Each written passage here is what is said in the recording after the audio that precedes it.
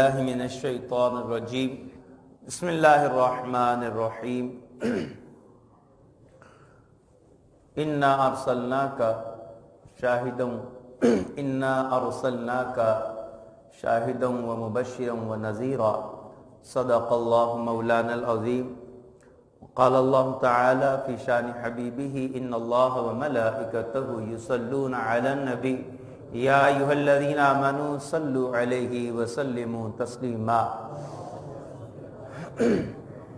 الصلاة والسلام عليك يا رسول الله وعلى آلك وأصحابك يا حبيب الله. الصلاة والسلام عليك يا نبي الله وعلى آلك وأصحابك يا نور الله. تمام حمد و ثنا، تمام تعریفیں اللہ رب العالمین کے لیے اور کروڑوں درود و سلام نازل ہوں حضور نبی رحمت صلی اللہ تعالی علیہ وسلم پر اور آپ صلی اللہ تعالی علیہ وسلم کے آل و اصحاب پر اللہ تعالی کی رحمتیں اور سلامتی نازل ہو.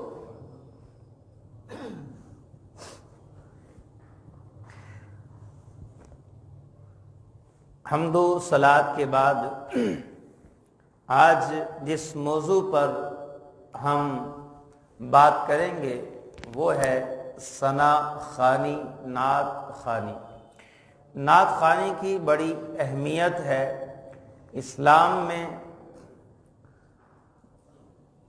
اور یوں کہا جائے کہ دنیا بننے سے پہلے بھی نعت خوانی رہی ہے تو بے جا نہ ہوگا. عالم ارواح میں بھی حضور نبی اکرم صلی اللہ تعالی علیہ وسلم کے قصیدے پڑھے گئے. آقا کریم صلی اللہ تعالی علیہ وسلم کی شان و عظمت کو بیان کیا گیا اور میثاق انبیاء والی آیت مبارکہ اس پر دلیل ہے. پھر ہر دور میں حضرات انبیاء علیہم السلام نے حکم الہی پر عمل کرتے ہوئے حضور امام الانبیاء صلی اللہ تعالی علیہ وسلم کی صفت و ثنا بیان کی ہے.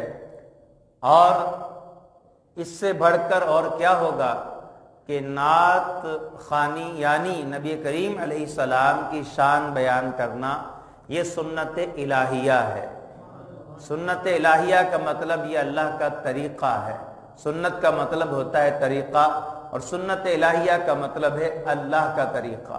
تو نعت پڑھنا، نبی کریم علیہ السلام کی شان و عظمت کو بیان کرنا یہ اللہ تعالیٰ کا طریقہ ہے. ہم قرآن مجید فرقان حمید میں جب دیکھتے ہیں تو ہمیں جا بجا ایسی واضح اور صریح آیتیں نظر آتی ہیں جس میں اللہ تعالیٰ نے اپنے پیارے محبوب صلی اللہ تعالی علیہ وسلم کی شان و عظمت کو بیان کیا ہے. آپ غور کیجئے، کہیں پر نبی کریم علیہ السلام کی نورانیت کا بیان ہے، کہیں حضور علیہ السلام کی رحمت کا بیان ہے، کہیں حضور علیہ السلام کی رافت کا بیان ہے، کہیں نبی کریم علیہ السلام کی سیرت کا بیان ہے، اور کہیں نبی کریم علیہ السلام کے چہرے کا ذکر ہے، کہیں حضور کی زلفوں کا ذکر ہے، اور کہیں حضور کے کلام کا ذکر ہے، اور کہیں نبی کریم علیہ الصلوۃ والتسلیم کے چادر اوڑھ کر بیٹھنے کے انداز کا ذکر ہے. تو اللہ تعالیٰ نے جگہ جگہ قرآن مجید میں اپنے پیارے نبی صلی اللہ تعالی علیہ وسلم کی شان و عظمت کو بیان کیا. تو نعت پڑھنا، نبی کریم علیہ السلام کی شان و عظمت بیان کرنا یہ اللہ تعالیٰ کا طریقہ ہے. اور خود جن کی ہم نعت پڑھتے ہیں یہ ان کا بھی طریقہ ہے کہ نبی کریم صلی اللہ تعالی علیہ وسلم نے اپنی شان و عظمت کئی بار کئی مواقع پر بلکہ بکثرت نبی کریم علیہ السلام نے اپنی شان و عظمت کو خود بیان کیا. آقا کریم علیہ السلام کئی بار آپ ارشاد فرماتے تھے کہ میں اولاد آدم کا سردار ہوں، اس پہ کوئی فخر نہیں ہے. پھر فرمایا کہ قیامت کے دن میرا معاملہ یہ ہوگا کہ اولین آخرین میری شان بیان کریں گے. آقا کریم علیہ الصلوۃ والتسلیم کی شان و عظمت کو بیان کرنا یہ خود آقا کریم علیہ السلام کا طریقہ ہے. ہمارے پیارے نبی صلی اللہ تعالی علیہ وسلم اپنی شان خود بیان کرتے ہیں اور ارشاد فرمایا کہ قیامت کے دن اللہ مجھے مقام محمود عطا کرے گا۔ جب عرض کی گئی کہ یا رسول اللہ صلی اللہ علیہ وسلم یہ مقام محمود کیا ہے، تو آقا کریم علیہ السلام نے ارشاد فرمایا اللہ روز قیامت مجھے ایسی جگہ کھڑا کرے گا کہ اولین آخرین، مطلب جو مجھ سے پہلے چلے گئے انبیاء اور ساری مخلوق جو مجھ سے پہلے چلی گئی، وہ سارے انسان اور جو سارے میرے بعد آئے، یہ سارے کے سارے اس جگہ میری تعریف کریں گے، میری نعت پڑھیں گے۔ کس قدر عظیم الشان وہ مقام ہوگا جو قیامت کے دن اللہ تعالیٰ اپنے پیارے حبیب صلی اللہ تعالیٰ علیہ وسلم کو عطا فرمائے گا، اور اسے مقام محمود کہا گیا ہے۔ اللہ اکبر کہ نبی کریم علیہ السلام کی نعت اگلوں نے بھی پڑھی ہے، حضور کے زمانے والوں نے بھی پڑھی ہے، اور حضور کے بعد قیامت تک نبی کریم علیہ السلام کا ذکر ہوتا رہے گا، کیونکہ اس پر مہر ہے وَرَفَعْنَا لَكَ ذِكْرَكِ کی، اس پر مہر ہے وَرَفَعْنَا لَكَ ذِكْرَكِ کی کہ جب یہ آیت لے کر اترے جبریل امین، اے محبوب آپ کے لیے آپ کے رب نے آپ کا ذکر اونچا کر دیا ہے، بلند کر دیا ہے، تو نبی کریم علیہ السلام نے پوچھا ہے جبریل اللہ نے میرا ذکر کیسے بلند کیا ہے؟ عرض کی یہ میں پوچھ کر آتا ہوں۔ بارگاہ الہی میں گئے، اے مولا تیرا حبیب پوچھتا ہے ذکر کیسے بلند کیا ہے؟ اللہ تعالیٰ نے فرمایا اذا ذکرت معی، اے جبریل میرے محبوب سے جا کے یہ پیغام حضور کو دے دو، میرے حبیب کو یہ بشارت سنا دو اذا ذکرت معی، کہ جب بھی میرا ذکر ہوگا محبوب ساتھ تیرا ذکر ہوگا۔ تو الحمدللہ آج دیکھیں دنیا میں ہر وقت کہیں نہ کہیں سورج نکلنے والا ہے۔ سورج ہمارے ہاں تو نکلا ہوا ہے، دن کا ٹائم ہے، لیکن کسی اور ملک میں کسی اور جگہ سورج ابھی نکلنے والا ہے اور اس سے پہلے اذان فجر ہو رہی ہے۔ کہیں پر ظہر کا وقت ہے، وہاں ظہر کی اذانیں، کہیں پر مغرب کا وقت ہوگا وہاں مغرب کی اذانیں، کہیں عشاء کا وقت ہوگا وہاں عشاء کی اذانیں۔ آپ غور کریں دنیا بھر میں اذان ایسی آواز ہے جو ہر وقت گونجتی رہتی ہے، اس اذان میں اللہ کا ذکر بھی ہوتا ہے، حضور کا ذکر بھی ہوتا ہے۔ سبحان اللہ۔ وَرَفَعْنَا لَكَ ذِكْرَكَ، حضور کا ذکر اللہ نے بلند کر دیا۔ اللہ تعالیٰ بھی اپنے حبیب کی شان کو بیان کرتا ہے، نعت خوانی کرتا ہے، اور نبی کریم علیہ السلام خود بھی نعت خوانی کرتے ہیں، اور آقا کریم علیہ السلام کے صحابہ بھی حضور علیہ السلام کی موجودگی میں نعت خوانی کیا کرتے تھے۔ اور کبھی کچھ ایسا ہوتا کہ کسی شعر میں غلطی ہوتی تو نبی کریم علیہ السلام پسند نہ کرتے، اس کو تبدیل کرا دیتے۔ ایک شاعر نے نبی کریم علیہ السلام کی بارگاہ میں اپنا شعر سنایا، قصیدہ پڑھا، اس میں ایک شعر یہ آیا جس کا ترجمہ یہ تھا، اس میں یوں تھا کہ ان النبی لنار، کہ نبی جو ہوتا ہے وہ نار ہوتا ہے، نار کا معنی روشنی بھی ہوتا ہے اور نار کا معنی آگ بھی ہوتا ہے۔ تو اللہ اکبر، شاعر نے جب یوں پڑھا نا کہ ان نبی لنار، حضور نے فرمایا لنار نہ پڑھو، یہ پڑھو ان نبی لنور، کہ نبی نور ہوتا ہے۔ یہ لفظ نہیں کہنا، مطلب اس کا بھی روشنی ہے، لیکن اس کا ایک دوسرا مطلب بھی نکلتا ہے جو میری شان کے لائق نہیں ہے، اس لیے نور پڑھو۔ اور اس میں یہ بھی تھا کہ انہ سیف من سیوف الہند، کہ نبی گویا کہ ہندوستانی تلوار کی طرح ہوتا ہے۔ حضور نے فرمایا یہ بھی درست نہیں ہے، اس شعر کو بھی تبدیل کرو۔ حضور نے فرمایا انہ سیف من سیوف اللہ، اللہ کی طرف سے تلوار ہوتا ہے۔ تو یہ نبی کریم علیہ السلام شاعری کی اصلاح بھی کرتے تھے۔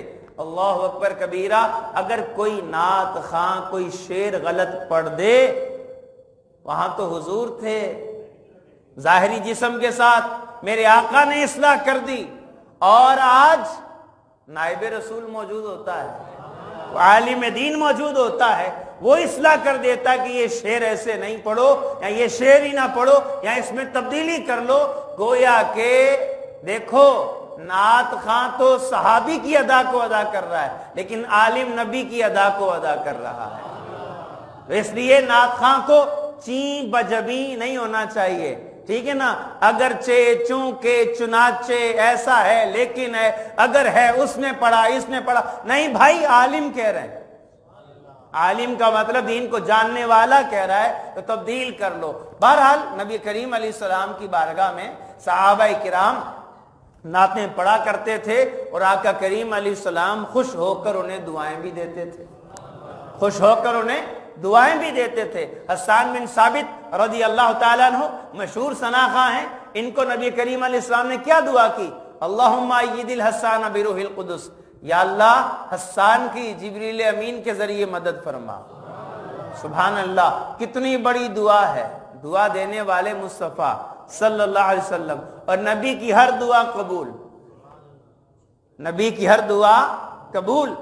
اجابت کا جوڑا، عنایت کا صحرا، دلہن بن کے نکلی دعائے محمد۔ نبی کریم علیہ السلام دعا کریں تو پھر اللہ تعالیٰ بھی فوراً قبول کرتا ہے۔ حضرت عائشہ رضی اللہ تعالی عنہ جب دیکھا کرتی نا کہ حضور کی زبان سے کچھ نکلا ہے ویسا ہی ہو گیا ہے، تو سیدہ عائشہ فرمایا کرتی تھی یا رسول اللہ، آپ کا رب آپ کی بات پوری کرنے میں کتنی جلدی کرتا ہے۔ سبحان اللہ۔ تو نبی کریم علیہ السلام دعا کرتے ہیں تو اللہ تعالیٰ قبول فرماتا ہے۔ حضور نے اپنے نعت خواں کے لیے کیا دعا کی ہے؟ یا اللہ جو فرشتوں کے سردار ہیں، فرشتوں کے سردار، آپ کو پتہ جناب صدیق اکبر سے بھی افضل ہیں جبریل امین۔ حضور دعا کر رہے ہیں یا اللہ جبریل امین علیہ السلام جو رسول ملائکہ ہے، اللہ اکبر، رسول ملائکہ ہیں، اے اللہ ان کے ذریعے حسان بن ثابت کی مدد فرما۔ سبحان اللہ۔ باقی نعت خواں کا بڑا ایک منصب ہے، بڑا ایک مقام ہے، ہر اہرے غیرے کو یہ مقام نہیں ملتا۔ اللہ اکبر، اللہ تعالیٰ یہ عزت ہر کسی کو نہیں دیتا، اور رسول کریم علیہ السلام کی عنایت ہر کسی پہ نہیں ہوتی، یہ اللہ تعالیٰ کا فیصلہ ہے، انتخاب ہے، اللہ تعالیٰ نے یہ سعادت دی ہے۔ اب جس کو سعادت ملی ہے اسے یہ سعادت سنبھال کے بھی رکھنا چاہیے، اس کے جو تقاضے ہیں اس پہ چلنا بھی چاہیے۔ اللہ نے ایمان کے لیے ہمیں منتخب کیا، اہل ایمان کو، مومنوں کو، کتنا بڑا اللہ کا کرم ہے۔ اللہ چاہتا کوئی اور مخلوق بنا دیتا، کوئی اور مخلوق بنا دیتا، کوئی پرندہ بنا دیتا، کوئی جانور بنا دیتا۔ کتنا بڑا کرم اشرف المخلوقات میں سے کیا، اور پھر اس میں بھی کتنی قومیں ہیں، کوئی بتوں کو پوج رہا ہے، کوئی آگ کی پوجا کرتا ہے، کوئی جانور کی پوجا کر رہا ہے، کوئی درختوں کی پوجا کر رہا ہے، لیکن اللہ نے ہمیں اپنی عبادت کے لیے منتخب کیا۔ ہمارا ایک ہی خدا ہے، کتنا بڑا احسان ہے۔ اور پھر اس دور میں بھی آپ غور کریں، اتنے اللہ کی عبادت کرنے کے دعوے دار ہیں، مگر اللہ نے اہل سنت میں سے، عاشقان رسول میں سے ہمیں کیا ہے۔ اور اے نعت خواں، میرے پیارے نعت خواں، تو غور کر، اللہ نے اہل سنت میں، عاشقان رسول میں تجھے اونچا مرتبہ دیا ہے، ایمان والا ہمیں بنایا۔ اب اس ایمان کی ہمیں قدر کرنی ہے، تو نعت خواں کو بھی قدر کرنی چاہیے کہ اللہ نے کتنا بڑا مقام دیا ہے، اتنا بڑا مقام کہ حضور ممبر لگا کے کہیں حسان یہاں پر کھڑے ہو کے میری نعت بیان کرو، اور کافروں کو میری طرف سے جواب دو۔ سبحان اللہ۔ نابغہ جعدی رضی اللہ تعالیٰ عنہ نبی کریم علیہ السلام کے سامنے نعت پڑھتے ہیں، حضور خوش ہو کے دعا دیتے ہیں، اللہ تیرے چہرے کو سلامت رکھے، تیرے چہرے کو سلامت رکھے، اور بعض روایات میں اللہ تیرے دانتوں کو چمکدار کر دے، تیرے دانتوں کو سلامت رکھے۔ اللہ اکبر۔ 120 سال کی عمر ہے، نوجوانوں کی طرح دانت چمکدار ہیں اور خوبصورت بھی ہیں۔ بڑھاپے میں کبھی دانت آڑے ٹیڑے ہو جاتے ہیں نا، مگر نابغہ جعدی رضی اللہ تعالیٰ عنہ ان کے حسن میں اضافہ بھی ہوتا ہے، ان کے حسن میں اضافہ بھی ہوتا ہے، اور ان کے دانتوں کی چمک میں اضافہ بھی ہوتا ہے۔ 120 سال کی عمر میں چہرے پہ جھریاں نہیں آتی، حضور کی نعت پڑھیے، حضور نے دعا دی ہے۔ سبحان اللہ۔ نعت خواں کی بڑی عظمت ہے، نعت خواں کی بڑی جو اہمیت ہے اسلام میں۔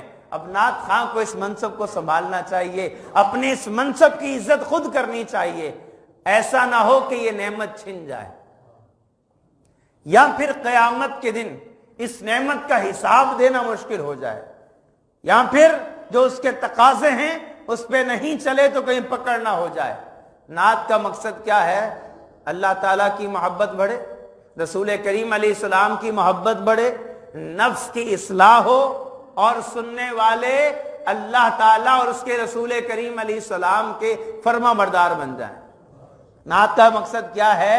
سننے والے اللہ اس کے رسول کی محبت میں اضافہ ہو جائے نعت سن کے۔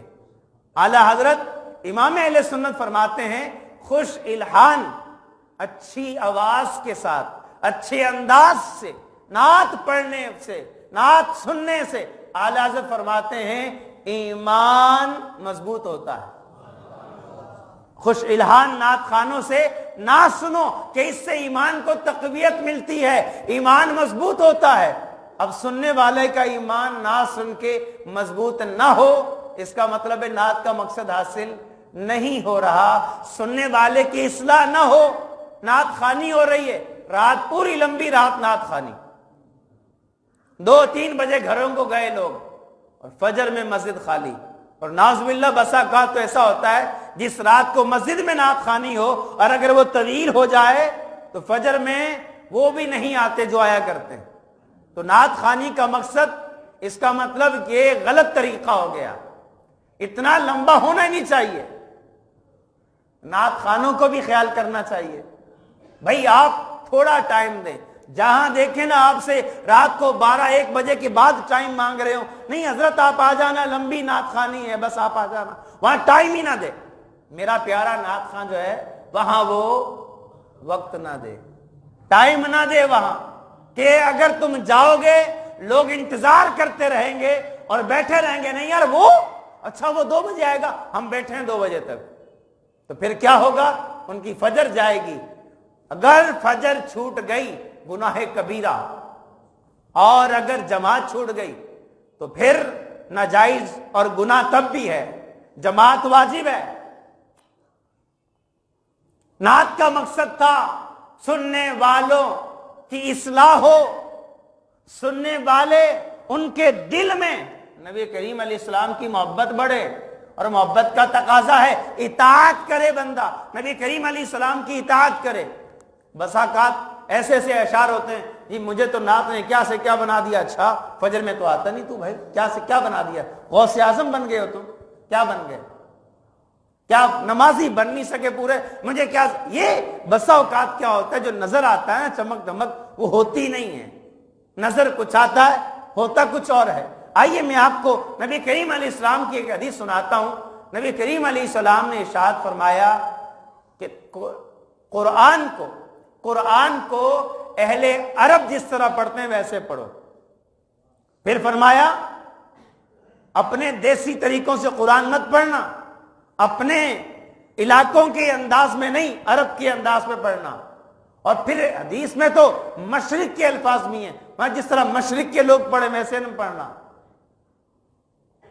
اس حدیث میں یہ بھی فرمایا کہ قرب قیامت میں لوگ ایسے آئیں گے جو قرآن کو فرمایا دف کے ساتھ پڑھیں گے۔ ایسے تو دف ہے یہ عربی میں، ہم دف پڑھ لیں چلیں، دف اور ڈھول کے ساتھ پڑھیں گے۔ قرآن کو کس کے ساتھ پڑھیں گے؟ دف کے ساتھ اور ڈھول کے ساتھ۔ حضور علیہ الصلوۃ والتسلیم، میرے اور آپ کے پیارے نبی، اے میرے پیارے نعت خواں، آج میں نعت خانوں سے مخاطب ہوں، میرے مخاطبین نعت خواں ہیں، نعت خواں کے ساتھ ساتھ سننے والے بھی ہیں، کیونکہ سننے کے لیے تو انہوں نے جانا ہے۔ نبی کریم علیہ السلام فرماتے ہیں لوگ قرآن کو دف کے ساتھ ڈھول کے ساتھ پڑھیں گے، فرمایا ان کے دل فتنے میں ہیں، آزمائش میں ہیں، اور جو ان کو دیکھ کر خوش ہوں گے وہ بھی خوش ہوں گے، یار کیا اسٹائل ہے۔ فرمایا ان کے دل بھی فتنے میں ہیں، وہ بھی آزمائش میں ہیں، وہ اس میں گمنڈ میں نہ رہیں کہ وہ تو شاید جو ہے نا نعت سن رہے ہیں، وہ تو قرآن سن رہے ہیں۔ اگر دف کے ساتھ ہے، ڈھول کے ساتھ ہے، میوزک کے ساتھ ہے، اللہ اکبر کبیرہ۔ حضرت علامہ مولانا علی قاری، جن کو ملا علی قاری بھی کہا جاتا ہے، یاد رہے کہ لفظ ملا یہ بہت بڑا لفظ تھا، لیکن انگریز نے، ہندوؤں نے اس لفظ کو بدنام کر دیا۔ یہ سازشیں ہوتی ہیں. دیکھیں امامہ کتنا زبردست ایک وہ چیز تھی. علماء باندھتے تھے، عوام بھی باندھتی تھی مسلمان، لیکن کیا کیا؟ ہوٹل کے بیروں کو باندھ دیے گئے. ہوٹل کے جو بیرے ہوتے ہیں، ویٹر ہوتے ہیں، ان کے سروں پہ رکھ دیے گئے تاکہ اس کی عزت کم ہو جائے. اسی طرح سے آپ غور کریں کہ لفظ ملا بھی یہ علامہ کے ہم رتبہ لفظ ہے. علامہ مطلب بہت علم والا، اور ملا کا لفظ مطلب بہت علم والا. لیکن آج داڑھی رکھی ہے تھوڑی سی، اس کو بھی ملا کہہ دیتے ہیں لوگ. یعنی اس لفظ کو برا بنا دیا گیا، حالانکہ اچھا لفظ تھا. لفظ مولانا سے بنا ہے نا، ہمارا سردار، کہتے ہیں ہمارا سردار ہے اور پھر مذاق اڑاتے ہیں اس کا. تو یہ سازشیں ہوتی ہیں. بہرحال علامہ علی قاری، مولانا علی قاری، بہت بڑے اپنے دور کے فقہ حنفی کے سب سے بڑے امام حضرت مولانا علی قاری. آپ امام اعظم ابو حنیفہ کی کتاب ہے الفقہ الاکبر، اس کی شرح آپ نے لکھی ہے. اس میں آپ فرماتے ہیں دف کے ساتھ اور ڈھول کے ساتھ قرآن پڑھنا کفر ہے. دف کے ساتھ اور ڈھول کے ساتھ قرآن پڑھنا کفر ہے. پھر آگے مولانا علی قاری فرماتے ہیں اللہ کا ذکر اور حضور کی نعت. فرمایا اگر یہ بھی ڈھول کے ساتھ پڑھی جائے گی، میوزک کے ساتھ پڑھی جائے گی، تو فرمایا یہ کفر تو نہیں ہے، لیکن کہتے ہیں اس کو بھی اس حکم میں ملانا چاہیے، سخت حکم ہے. تو میوزک کے ساتھ، ڈھول کے ساتھ، دف کے ساتھ جو نعت پڑھی جاتی ہے یہ حرام ہے، ناجائز ہے. اب کوئی کہے نہیں ہم تو ڈھول تو نہیں ہوتا، ہمارے پاس تو ڈھول نہیں ہوتا، نہ دف ہوتا ہے، ہم تو ایکو ہی ایسا چلاتے ہیں جس میں میوزک پیدا ہو جاتا ہے. کہتے ہیں نہیں یہ کورس ہے. میں کہتا ہوں آف کورس، کورس نہیں ہے. یہ افسوس والی بات ہے. کورس کے نام پر ایکو میں ایسی آوازیں پیدا کی جاتی ہیں کہ وہ پورا میوزک بن جاتا ہے. اس دور کے بڑے مفتیان کرام نے فتویٰ دیا ہے کہ اگر ایکو اس طرح چلایا جائے کہ وہ آلات موسیقی کی طرح بجتا ہو، جس طرح میوزک کے آلات ہوتے ہیں، انسٹرومنٹس ہوتے ہیں، وہ بجتے ہیں. فرمایا اسی طرح اگر ایکو چلتا ہے تو اس طرح بھی نعت خوانی ناجائز ہے. نبی کریم علیہ السلام نے فرمایا لوگ آئیں گے، ایسا کریں گے. میرے پیارے نعت خواں، ہاتھ جوڑ کے پوچھتا ہوں، تم ایک طرف تو یہ شعر پڑھتے ہو آقا کی ثنا خوانی در اصل عبادت ہے، ہم نعت کی صورت میں بولیے تم کہہ رہے ہو نا یہ قرآن سنا رہے ہم. تو میرے بھائی جب قرآن سنا رہے ہو تو ساتھ میوزک والا ہی کو چلاؤ گے. اور اگر سادہ ہی کو آ جائے نا کہیں، نعت خواں کی طبیعت خراب ہو جاتی ہے. اور کچھ نعت خواں تو اسی کے سہارے چلتے ہیں. اور میں تو جہاں جاتا ہوں سب سے پہلے ایکو بند کرواتا ہوں بیان شروع کرنے سے پہلے. بھائی ایکو بند کر دو. ہم نے لوگوں کو بات سمجھانی ہے. اگر تم نے ایکو چلا دیا نا تو بات گھوم جائے گی، عجیب و غریب ہو جائے گی.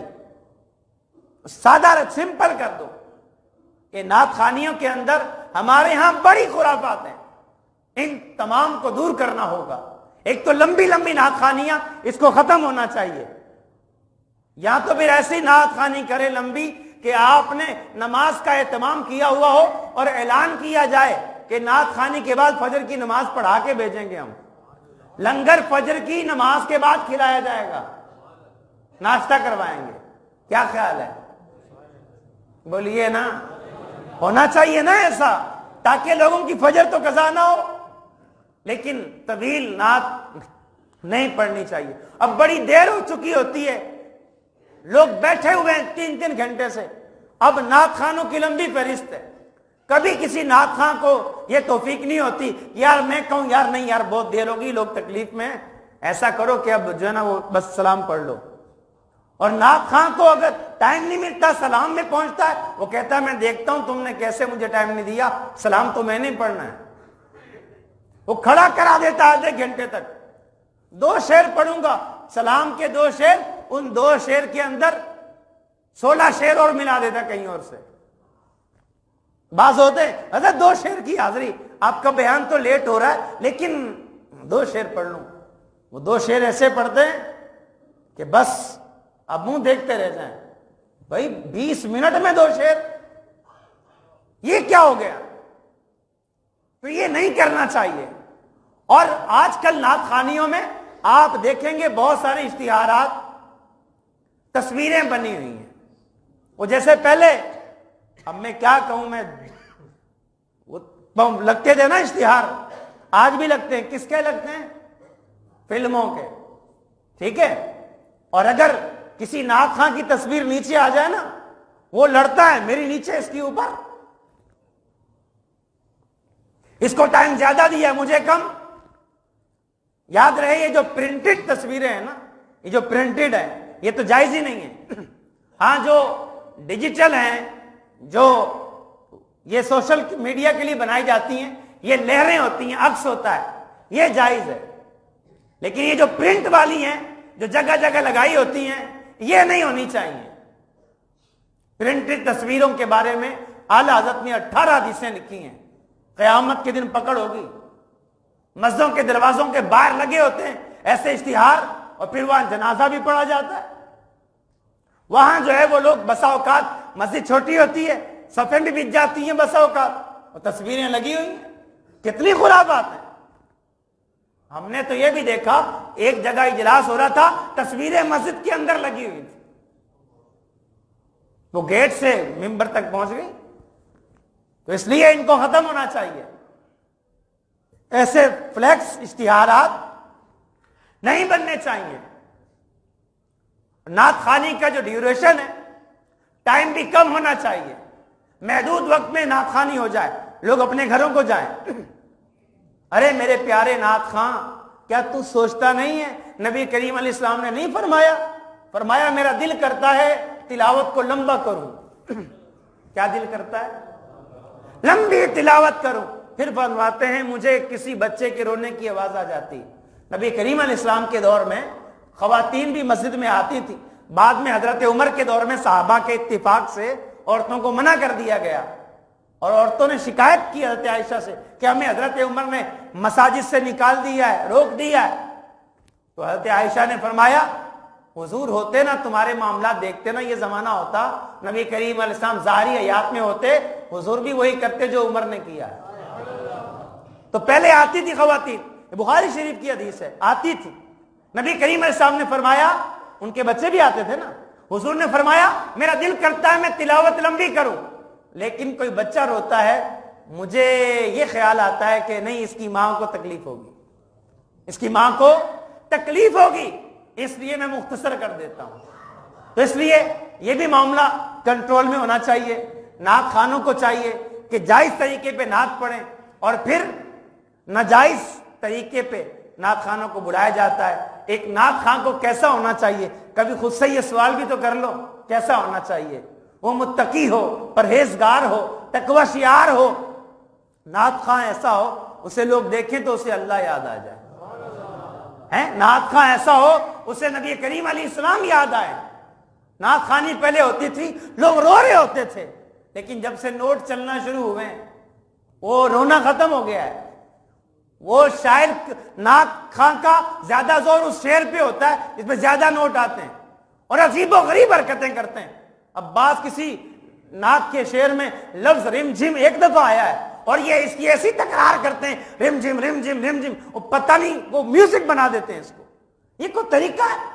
بسا اوقات اسٹیج پہ اچھل رہے ہوتے ہیں, کوئی سکون نہیں ہے, اطمینان نہیں ہے, طریقہ نہیں ہے, ادب نہیں ہے. میں ایک اتنا سوال کروں گا کہ اگر تجھے موقع ملے میرے پیارے نعت خواں, اگر تجھے موقع ملے نبی کریم علیہ السلام کی بارگاہ میں کھڑے ہو کر روضہ رسول پہ, حضور کے سامنے تو بات کی بات ہے نا, روضہ رسول پہ تو ایسی حرکتیں کر کے نعت پڑھے گا, ایسے کرے گا, اور پھر کہتے ہیں ہاتھ اٹھاؤ جو عاشق رسول ہے. ارے یہ کون سی دلیل ہے بھائی؟ ہاں کسی کے ہاتھ کٹے ہوئے ہو تو وہ عاشق رسول نہیں ہے, کسی کے ہاتھ میں تکلیف ہو, ہاتھ نہیں اٹھا سکتا ہو, وہ عاشق رسول نہیں ہے. یہ بالکل غلط بات ہے. اور شاعری بسا اوقات ایسی ہوتی ہے, غلط شعر پڑھ رہے ہوتے ہیں, ناجائز اور گناہ حتیٰ کہ کفر تک ہوتے ہیں, کفر تک. بہت سے زیادہ تر نقیب یہ جو بلاتے ہیں نا نعت خواں کو، پہلے یہ نہیں تھا معاملہ، یہ بعد میں آ گیا، شروع میں تو صحیح تھا، لیکن ہر ایرا غیرہ اس نے کہا یار کیا کام کاج کرنا، نقابت سیکھ لو، اسی سے پیسے کمائیں گے۔ اور یہ جو پیسے کی یہ کمائی ہے نا، یہ جائز نہیں ہے، تم دین کو بیچ رہے ہو۔ اللہ اکبر کبیرہ۔ تو یہ شاعری میں کفریات، حتیٰ کہ ایک جملہ کہہ دیتے، کہتے ہیں درود پڑھنا وہ عبادت ہے جو اللہ بھی کرتا ہے۔